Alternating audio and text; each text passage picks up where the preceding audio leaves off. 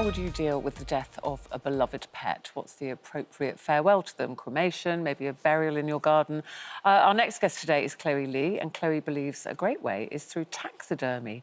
And keep your pet with you. And Chloe is here now, and alongside her on the sofa there is her cat, Nicky, deceased. Yeah. When did Nicky die? So she died last year. Okay, and how long had you had her, and how old was she? Well, she died when she was 16, and I've had her since a kitten, you know. In fact, it was like one of our cats that had her, so I've seen her from day dot. Grew up with her, loved her, loved her, loved her. I did. And what does that feel for you? How much comfort does it give you having Nicky with you still? So much comfort, because I just hated the fact of parting with my animals or burying them and that and never seeing them again. So having this and having her just in the corner of the room, I can just go and look at her, stroke her if I want to, and that for me is really great. Chloe, I understand the comfort you get from that. What I would find harder is, whereas I can see nothing wrong with having your pet taxidermied, but you did this yourself. I did, yeah. Was that not a bit gruesome, a bit too close for comfort? It was quite graphic, and it was kind of a mental barrier to get over that, but because I've been doing taxidermy a while, I kind of knew what I was getting into, and I kind of looked forward, like, I'm going to see her now like this and in this state, but I'll be able to preserve her and she'll look pretty and be remembered and loved after that. So that's what got me through that. But why did you not want to give the job to someone else? Because I wanted to try and do this, because another taxidermist doesn't know Nicky like I know her. Yeah. And so that's why I wanted to do that. And I've got close, good reference pictures of her. And so that's how did you choose what position to have have her a lot in of her finally? sleeping. Mostly I saw her sleeping. So I'd get greeted when I come home from work and she'd be there on my bed. And so I wanted that. Plus, with her being my first cat, I was a bit worried about doing open eye in case I got it wrong. So where she's sleeping, it's a bit easier to make her look realistic. I mean, you became interested in taxidermy at a very young age, Yeah. what I'm reading about. You're kind of 11 years old. Yeah, What was that's the fascination? Well, I was in a garden centre local to where I lived, and there was a stuffed bird in a case on the wall, and I was like, what is that? And they were like, it's stuffed. I was like, stuffed with what? And then that just led on to finding what taxidermy was and asking questions. And back then, it wasn't really in fashion, so I bought a lot of taxidermy. I, like, with my pocket money, I'd buy and sell at school, make my money that way, and gradually work up.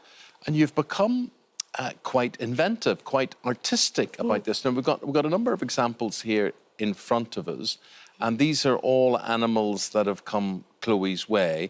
First of all, but you make these scenarios. So we've got a rabbit or a hare or something there. Explain this first one for me, this. OK, so this is a dressage. I love horses, love them, and I work with dressage horses, so that inspired this. And it's like dressage theme, a little squirrel riding the rabbit, and then a little rat riding the horse.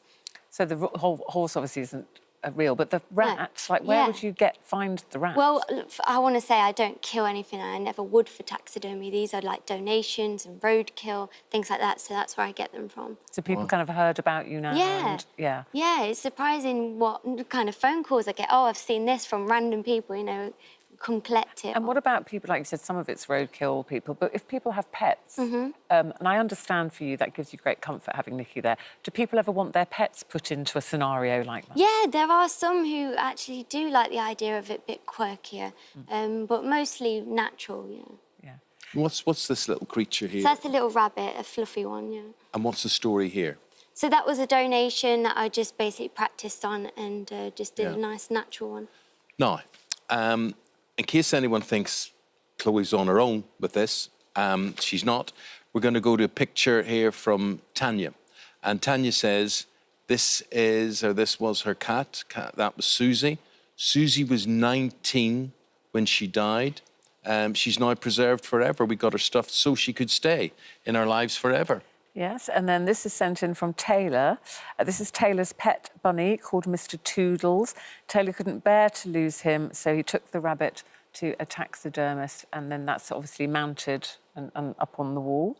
And then Sarah says, well, Sarah is a professional taxidermist, and this is bigger, right? This is a full-sized dog, it's a husky, and a client wanted that done. Now, that's a big ask, Ruth, isn't it? That's big. It is. I mean, that's a bit... The thing I think, Chloe, so Amy and I disagree or differ on this, because he said he would love to have Maggie, our dog, still with them.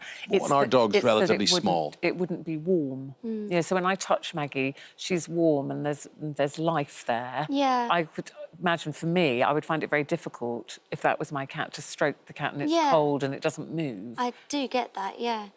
I guess I mean, I always kind of grew up thinking, like, waste, and I didn't want to see these little animals, maggot food, and I guess taxidermy isn't for everyone, that's fine. But, like, just being able to go and see them in that corner, you know. And obviously lots of people agree with you. When did you learn taxidermy? Like, how long does that take? Where did you go and do that? I actually started doing it when I was 14. It started 14? with a little squirrel died right outside my house. I was like, oh, this is so beautiful. I can't let it go to waste. I must do something.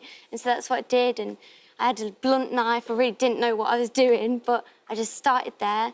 And, like I say, it went in fashion. I think immediately people are going, ooh, blunt knife and cutting it in guts and ooh, and, you know, you don't find that just gory. I think I was curious, and, like I say, the need to want to preserve this little animal, like, drove me to do it. Yeah. So what happens next? You say people donate roadkill and various things to you. Would people actually buy these from you, or they're like ornaments? Yeah, or something yeah. to So I people? sell on, like, Etsy and Instagram and things like that, and advertise my work there. So the debate, I suppose, really is it a love for your animal to preserve it? Does it show your love for your animal? Or does it slightly... Do you want to remember your I just think animal it's a in very different personal way? thing, isn't it? Because I think some people think, oh, it's a bit morbid. Me, I just think I don't want to see Maggie there lifeless, and other people it gives them great, great comfort. Yeah, we all grieve in different ways. Yeah, yeah. Well, fascinating stuff. Thank you very much And thank indeed. you for your It's photographs that you've been sending in to us. And, Thank you. And that's called taxidermy, which is why Nicky is there where she is. So, And it does show how much we absolutely adore our pets, We do. doesn't it? They really are one of the family. Well, so many people come much closer to their animals during the COVID, so this Yeah. Yes, is, absolutely. you know... Just show people with Nicky. You mean lift Nicky up there, and yeah, and is that how you remember her, curled up? Yeah, it is. Like I say, I copied a reference photo. And you feel close to her because of that? I do, like, just being able to walk over to it, not to a grave, and not be able to see her again. I actually get to stroke her. Okay, thank you Chloe, very much, that's Chloe. Chloe Lee. Interesting, Thank you very very much. interesting. She loves animals so much. She does that, and she also works in a stables as well, in a horse yard. So, thank you very much indeed. Thank you.